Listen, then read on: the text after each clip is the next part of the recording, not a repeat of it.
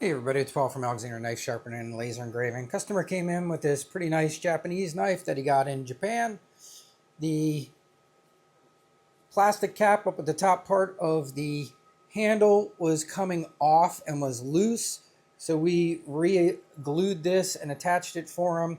And then I am going to treat the wood and polish this wood up a bit after I am done sharpening it. But first, you can see we got a pretty big chip here that needs to come out of this knife. So it's going to need a little bit of reprofiling work and then a little bit of thinning so that we can get in there, and then we'll be done with this. But I am going to do the correction to get the chip out on my my 2x42 over here, because that'll be the quickest. But then we're going to sharpen it on my Tormek trio over here of 250, 600, and 1200 diamond wheels today, and that's what we're going to do for this just quick correction.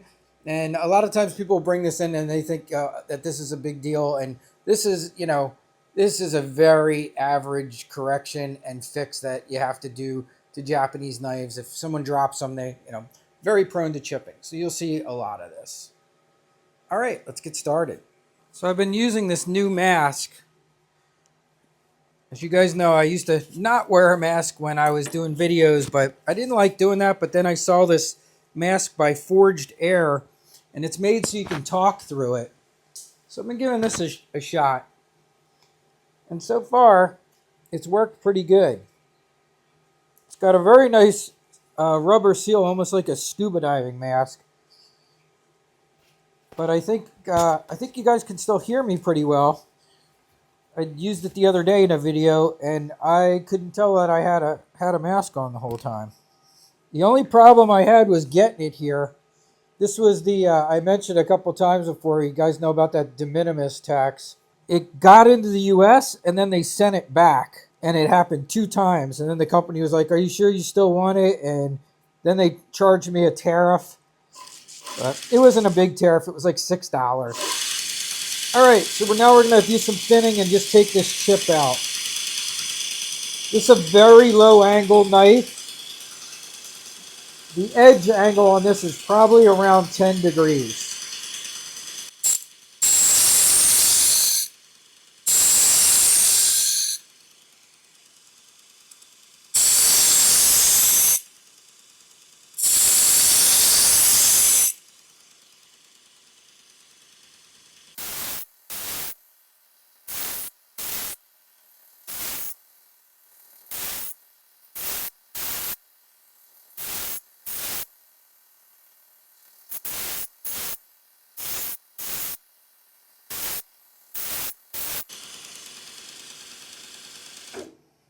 So my main purpose here was just to get that chip out. You can see that chip is now gone, and then do a little bit of thinning of that edge.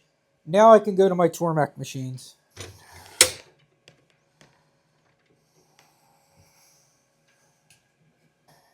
All right, we're in there good. All right, let's set our protrusion. We're good. I'm going to go with 10 degrees first and see how that looks.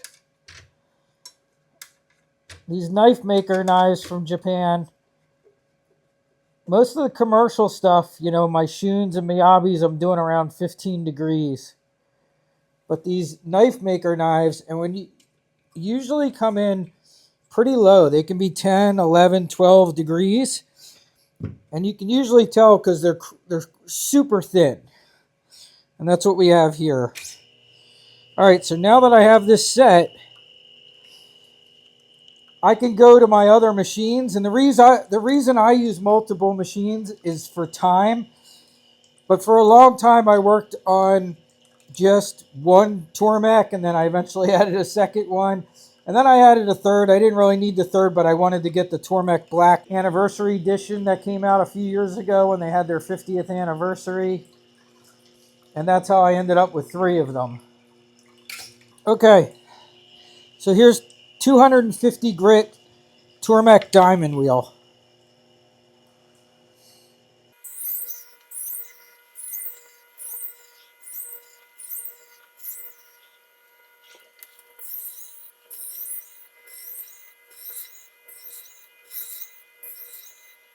Yeah, and that feels good. It looks good. Got a nice new bevel. And we can just now go up in grit. I'll give you guys a quick look at it.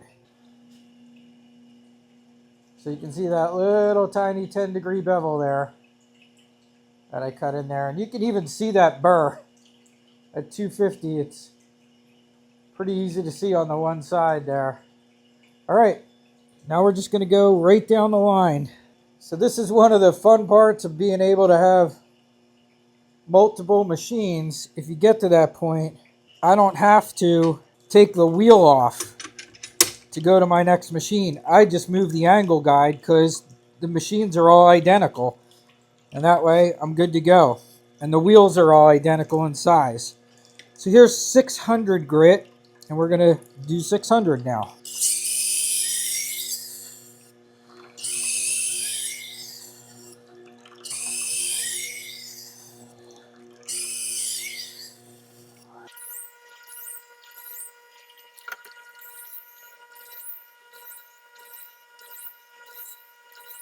And now 1200.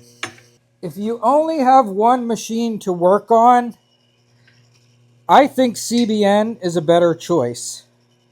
And I actually prefer CBN. You guys have seen many of my past videos. I like grinding dry, and I just vacuum up afterwards. No big deal. But if you only have one Tormek machine, the other nice thing about grinding dry, and you can go back and look at my older videos, I could change the wheel out if I don't have to deal with the water trough, and you don't need water to grind with CBN. It stays nice and cool. I can change that wheel out in about 15-20 seconds at most. Very fast. So I can easily work with one machine. I would put my wheels, and in fact I still have them here, I would have the wheels sitting on a little bucket just like this, so I didn't have to bend down off the floor and get it. The wheel was right next to the machine on the bucket. I just reached down, swapped the wheel out. Very, very fast.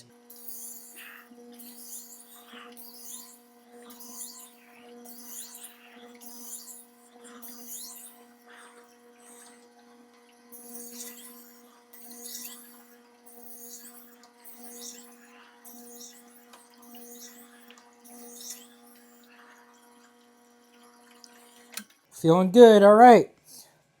One last part of the process. We just have to hone it, and we're going to do it on the Tormek. Tons of ways to hone around here, and I could use my round leather wheel here at the end.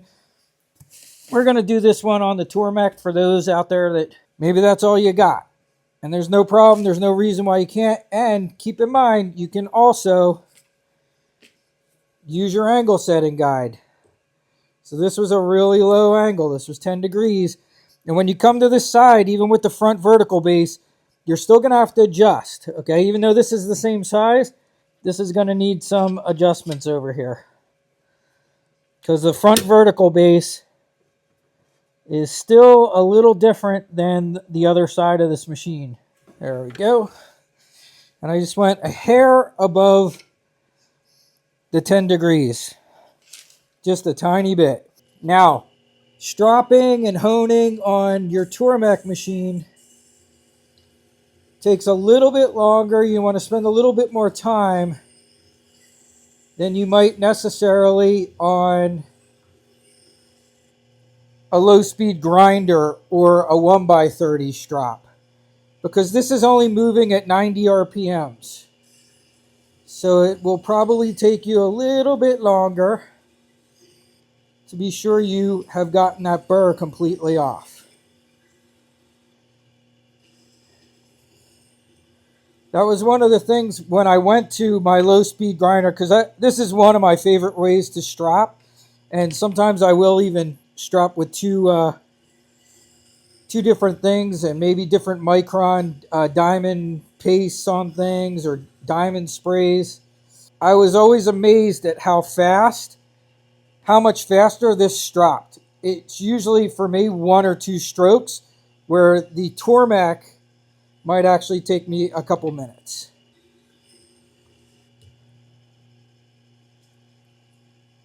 And I'm not seeing anything here. It looks like it's fully removed, so I'm going to stop and just do a paper cut test. Now, if you're new to Tormek sharpening, if you haven't been doing it for a long time, don't take your knife out of your jig in the beginning. Now, I've been doing this for a lot of years, so I kind of know this is ready to go. But if you're new to it, I would say do your paper cut test with your knife still in the jig, okay? See if it's push cutting, which this one is beautifully. It feels just like a razor blade.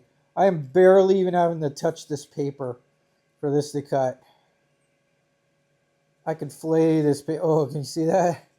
Yeah. But until you get the total feel for it, it's fine to leave it in the jig, just in case you have to go back and hit things again. Now, I could tell just from experience, touch, and everything else that this was good to go, so I would have probably taken it out. But no shame in leave it in here, do your testing, because, hey, maybe you find a chip. Maybe there's something you missed and you want to go back on the grinder. You don't want to have to reattach your jig. Now, it's a lot easier nowadays because we have that really great angle setting guide for knives. So if you have to go back, it's not that big of a deal, but it's still best. Leave it in the jig is the best option for you until you know. Once you've done your cut tests and everything feels good, now I know I can remove it from my jig and I am good to go back to work and do the next knife that I got to fix today. But there you go. So now I'm going to just treat the handles on here and do a little more cleanup of this, but it is sharpened and ready to go back to its customer. All right, so I just finished sanding the handle down to make it look a little bit better. We're going to treat it with some linseed oil. I'll probably use Danish oil because it dries a little bit faster. What I'm going to do right now, though, is I am going to take a rag, and I have some 99% isopropyl alcohol here, and I'm just going to wipe the wood down just to clean it off, but also give me an idea of what the wood grain looks like. It'll help raise some of that grain up before I treat it with the oil. And I'm just looking for any imperfections or anything weird here I don't like, or area that might need a little more sanding. And that all looks good to me, so I'll just let that dry and then we'll go treat it with some oil. Now I'm going to put a little bit of painter's tape on here, and this is basically to give me a place to grab it and help keep some of the hardening oil. I don't want to get it on the blade, and this will just help me keep it off of that blade. And if I want to, I could even wrap around the plastic here, just so I don't get fingerprints and things. This is just what I do. You don't have to. Sometimes if I'm in a rush, I just have to clean those other parts off. But now I go treat this. It'll go into a vacuum chamber for a few minutes. We'll take it out, let it air dry, and then I'll probably buff it on the buffer with some wood polish. All right, here's the oil. It's on there. I like these little sponges. When my mom was in assisted living, and that's where I found these little things. They're used to help elderly patients who have issues with their mouth, just to clean their teeth and get in there. And they're even used during hospice work, but they're not expensive. But I found that these are absolutely excellent for applying oil finishes, and they're cheap, so I toss them out when I'm done with them. I can even take a paper towel or push this into some cardboard and the oil comes out, and I could even use one more than once. Like, you could get, it's not a one and you have to throw it out. I'll usually use it for a few days, or, you know, if it starts to get too hard with the hardening oil, then I will toss it. So we're going into the vacuum chamber now. All right, so while that Japanese knife is sitting in the vacuum chamber for about 20 minutes, I'm going to move on to this set of Wüsthoffs here. We have 4 Wüsthoffs. One is serrated, and we have a pair of scissors, Wüsthoff scissors over there that we need to sharpen too. And looks like I got somebody here pulling in to either drop off or pick up, so I might have to stop here for a second because a customer just pulled in the driveway. All right, I'm just going to pause this here for a second. I think this person's picking up. All right, so it was actually a drop off, not a pickup. Someone just dropped off 4 shoons. 4 shoons. Pretty nice ones too. These have never been sharpened before. This will be the first sharpening. They're 7 years old, and they said they never got them sharpened. There are some chips in them, so these are going to need some repairs. All right, let's go retrieve our Japanese knife out of our vacuum chamber. It's had more than enough time. I've had some clients come in. I've done 2 other full sets of knives. I'm just letting the vacuum out now. It will not dry. The hardening oil will not begin to dry when it is in the vacuum chamber. It needs oxygen to dry. And it looks like we got really good penetration. So I have another job up here hanging up, you'll see. That's ready for polishing. In fact, I got so many things going on here today. We are just doing like 10 things at one time, which is pretty common for in this shop. I got laser engraving, I got sharpening going on, I got some long-term projects, some short-term projects. All right, so I'm just going to take off any excess oil that's still here that didn't go in. I'm probably going to hit the handle bottom a little more. That's looking a little dry down there, so it sucked all that up. But that looks way nicer. All right, so now I'm going to leave this to dry. But I'm gonna hit that bottom of that handle just a little bit more. So I'm gonna get a drop or 2 of oil just to put on there. So I just lathered it up a little bit more. Now, if you know anything about wood, even when you cut wood and if you're drying wood for like firewood, it actually dries from the ends. So that's the most porous part of the wood. So it's not uncommon when I will hit these with oil. Sometimes it sucks it all in at the end where you'll get that pretty good coverage on the outside, but you look at the end and it looks a little dry. That's just because that's the part that's kind of like a straw, and it will really absorb stuff. So sometimes putting a little extra on there doesn't hurt, and then I'm just going to wipe that off. But that's looking really nice. Okay, and now I'm just going to hang it up here to air dry on this magnet, and then I can actually go do some polishing on this, because this one's ready to be worked on. This is the one I've showed before in a couple shorts. This is a long-term project. It was an engraving job. It was a wedding gift from somebody's father. And here's the finished engraving. I'm just going to do a little bit more polishing on the wood here. But you can see August 30th, 1991, a special day, a special gift from Dad. And there's the 2 hearts that I made for her. And there it is. Yeah, all ready to go. So I'm going to go do a little cleanup on this. And yeah, it's kind of a good look at the whole day here today, right? And then engraving wise, the 30 sailing knives got dropped off. That's that box right here. I got to do those. And we are just banging out business cards for the Guild of Professional Sharpeners for Matt Rowell. And we just are doing like 3 things at one time in here today. And that is pretty much my shop every day. It's always a little bit of everything going on at the same time.